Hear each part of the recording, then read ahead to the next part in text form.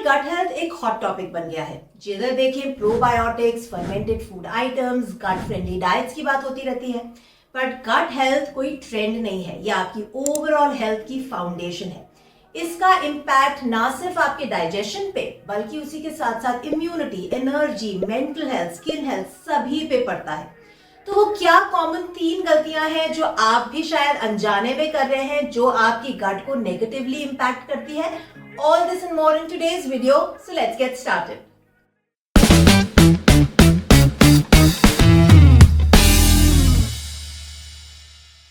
आजकल acidity, bloating, constipation, gas आम सी बात बन गई है और देखा जाता है कि लोग इन सिम्टम्स के लिए दवाइयां भी लेते हैं, पर क्योंकि वो रूट कॉज पे काम नहीं करते तो ये सिम्टम्स खुद तक सीमित ना रहकर बड़ी बीमारियों का रूप ले लेते हैं। फिर चाहे वो बीमारियां arthritis, obesity, type 2 diabetes, Parkinson, dementia या अस्थमा ही क्यों ना हो। शॉक्ड? वेल, सच तो यही है कि पेट ही सभी बीमारियों की जड़ है। 3 बड़ी गलतियां जो हमारी गट को वीक करती हैं, उसमें नंबर 1 है ईटिंग फ्रीक्वेंटली। अगर अपने मेटाबॉलिज्म को बढ़ाना है तो हर 2 घंटे में खाना पड़ेगा, सुना है ना आपने, और मान भी लिया।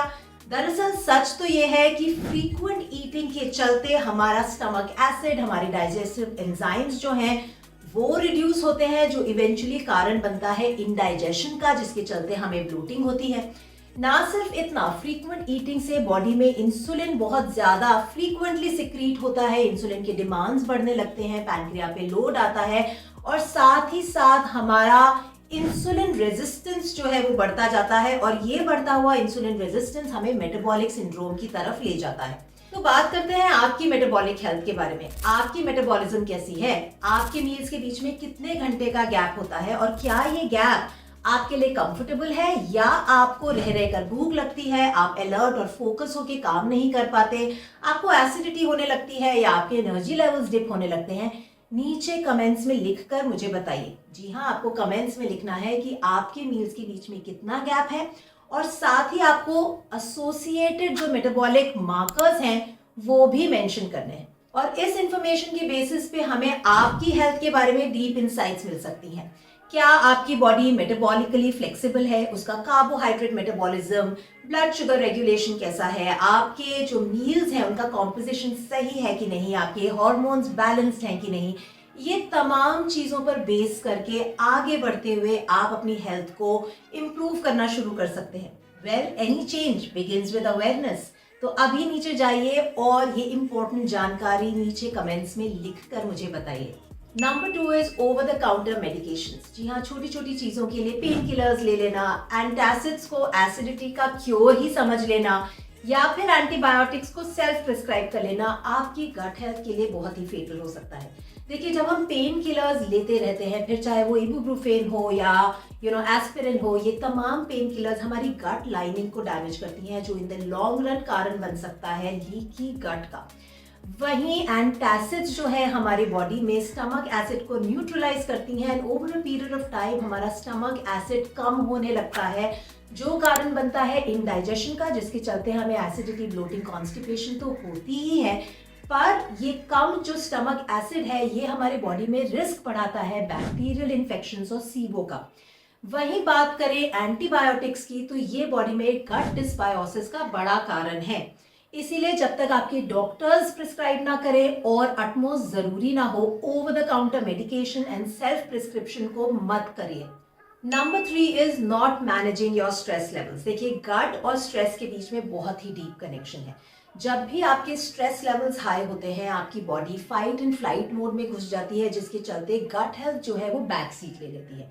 यानी फाइट एंड फ्लाइट मोड में न्यूट्रिएंट्स, एनर्जी, ब्लड जो है सभी चीजें डाइवर्ट कर दी जाती हैं आपके एक्टिव मसल्स की तरफ और गट में होने लगता है इंडाइजेशन, जिसके चलते ब्लोटिंग, एसिडिटी, कॉन्स्टिपेशन, डायरिया जैसे इश्यूज होने लगते हैं, जो आगे चल के आईबीएस का रूप भी ले लेते हैं। ना सिर्फ इतना, ये बढ़ता हुआ स्ट्रेस हमारी बॉडी में लीकी गट और इन्फ्लेमेशन का कारण बनता है और जब इन्फ्लेमेशन क्रॉनिक इन्फ्लेमेशन का रूप ले लेती है तो ये हमें बड़ी डिजीजेस भी type 2 diabetes, heart disease, Alzheimer's, arthritis जैसी बीमारियों की तरफ भी ले जाती है।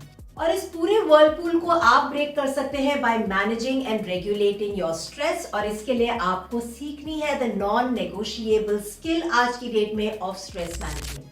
देखिए, बहुत सी ऐसी एक्टिविटीज हैं, टूल्स एंड टेक्निक्स हैं जो हमें डी स्ट्रेस करने में मदद कर सकती हैं।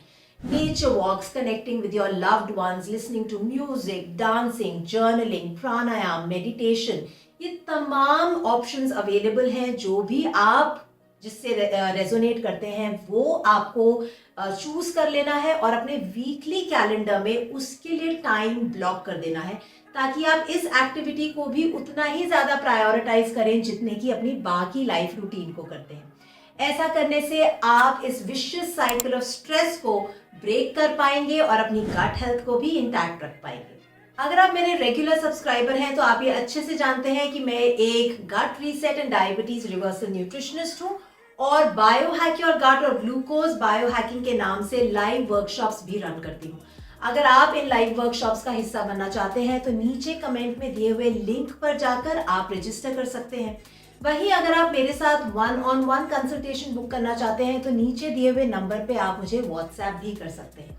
वहीं अगर आपने अभी तक मेरे चैनल को सब्सक्राइब नहीं किया है तो अभी नीचे जाइए, मेरे चैनल को सब्सक्राइब कीजिए and don't forget to click on the bell icon, ताकि अगले फ्राइडे जब मेरा एक और सिंपल, साइंटिफिक और सस्टेनेबल वीडियो रिलीज हो तो उसका नोटिफिकेशन आप तक जरूर आए।